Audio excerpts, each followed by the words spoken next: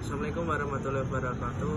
Perkenalkan, nama saya Ahmad Alfi Saimatullah dari Prodi Hukum Universitas PGRI Madiun dan dengan nomor NIM 2406101033 mengenai tentang bagaimana anak berkonsultasi dengan masalah hukum. Dan begini saya jelaskan secara singkat dan sepengetahuan dari saya. Untuk anak dengan masalah pendekatan hukum, yaitu pendekatan harus berbeda dibandingkan dengan orang yang lebih dewasa. Hal ini karena anak-anak masih berada dalam tahap perkembangan fisik, moral, dan emosional, sehingga pendekatan hukum dan sosial bersifat termasuk bukan menghukum tapi harus mendidik. Berikut yang saya pertimbangkan. Yang pertama dengan prinsip pelindungan anak, yang kedua pendekatan restoratif, yang ketiga mengenai rehabilitasi dan pendidikan. Untuk yang pertama, apa itu prinsip pelindungan anak?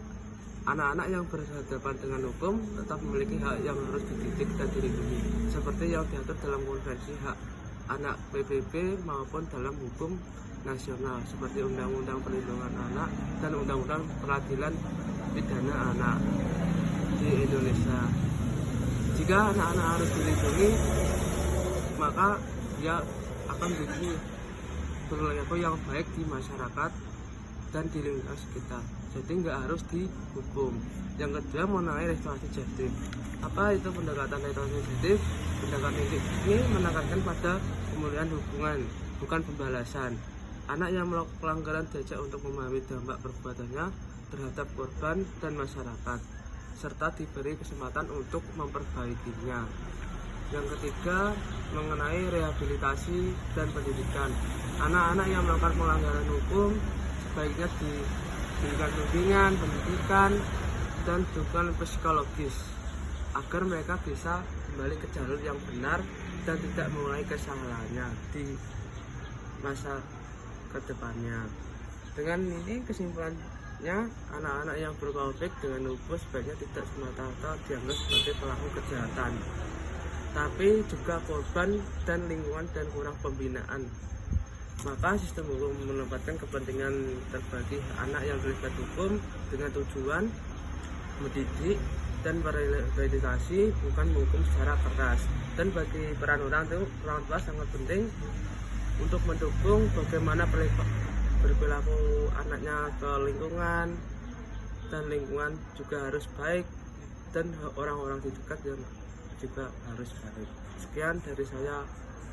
Wassalamualaikum warahmatullahi wabarakatuh.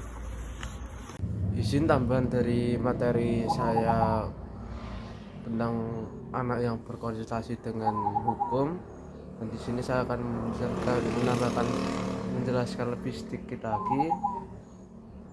Anak yang berkonsultasi dengan hukum biasanya sedang menghadapi masalah hukum, baik sebagai korban, pelaku, atau saksi suatu peristiwa dalam hukum. Perlindungan hukum terhadap anak sangat diatur dan ditekan dalam berbagai fungsi, karena anak yang berbagai kelompok yang rentan masih dalam tahap perkembangan. Dan yang pertama, anak dalam konsultasi hukum. Anak dapat berkonsultasi dengan hukum dalam situasi berikut, misalnya sebagai korban, seperti korban kekerasan, pelecehan, dan pelantaran. Sebagai pelaku, anak yang berhadapan dengan hukum atau yang disingkat lebih ABH, misalnya terlibat pencurian, perkelahian, dan lain-lain.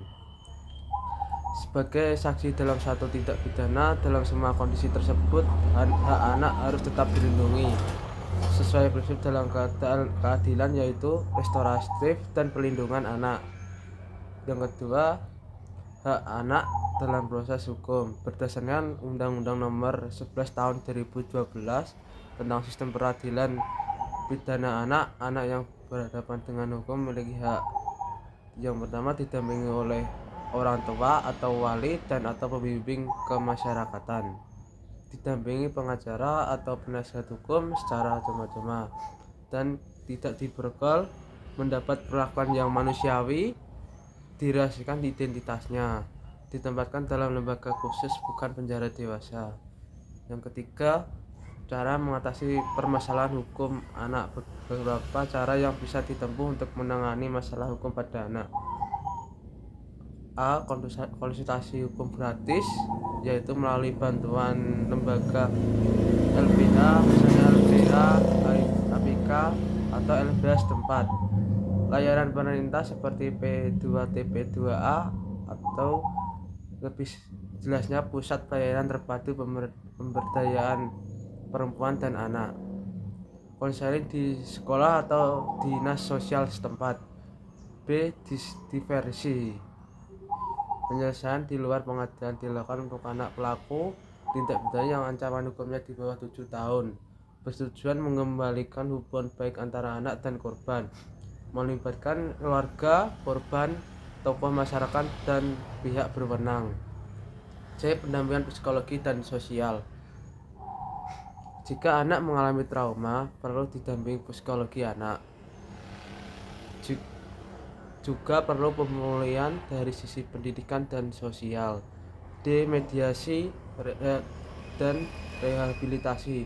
Jika anak berkaitan dengan penyalahgunaan narkoba seperti obat-obatan terlarang, maka pendekatannya bukan pemidanaan tapi rehabilitasi.